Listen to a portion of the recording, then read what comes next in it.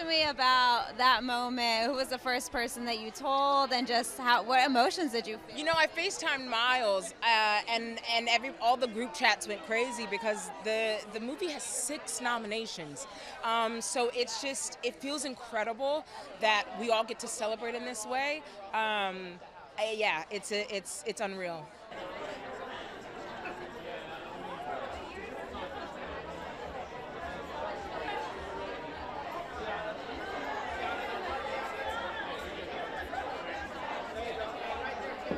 I feel like I had that moment so many times within this year because everything was happening back to back to back, you know? So like sitting at the premiere of OBAA, I'm like, this is really happening. You know what I'm saying? And then like getting nominated for a Grammy, I'm like, this is really happening. And then the next thing that comes, Allsfair, this is really happening. So it's like literally, it's just everything is happening. And I don't even think I all the way processed it.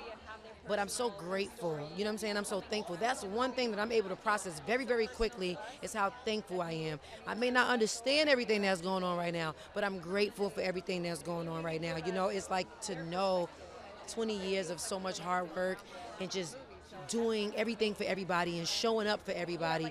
You know, it feels good to like show up for myself and also see people, you know, showing up for me and, you know, just acknowledging my work and, you know, that's the greatest reward. You know, it's the greatest reward to feel seen, loved, and appreciated all across the board.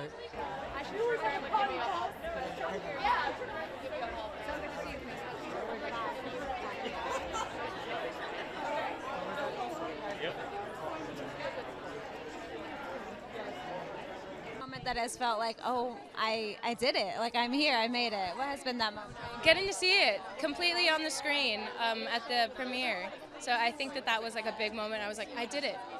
Whoa.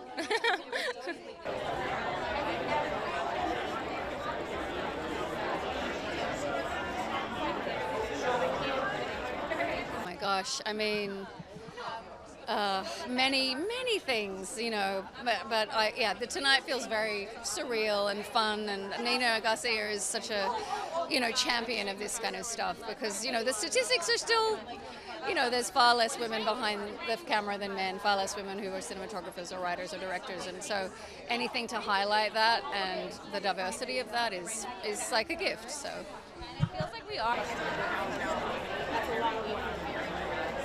Initially, when I got the job, it was, you know, 2 episodes, then it became 3, then it became 5, and so it just kept growing and growing. And they were very particular about who she was. She was this, like, sort of very opinionated, bitchy wife, but then we were like, wait, we're going to see a lot more of this person. And that was, I was sort of spearheading, and I think so was the writer's room. Like, is there a universe where she's more multidimensional now that we're seeing her? Like, she and Sasha are actually really sweet together, and it's really kind of just Joanne she has a problem with, and all of these things. And then in season 2, she realized at the end of season 1 that everybody was having a good time except her. And she was like, oh, why am I the stick in the mud? And she's cutting her daughter's bat mitzvah dress, and then by season 2, she's trying to have a good time, be more fun. She's medium at best at it, but she's trying.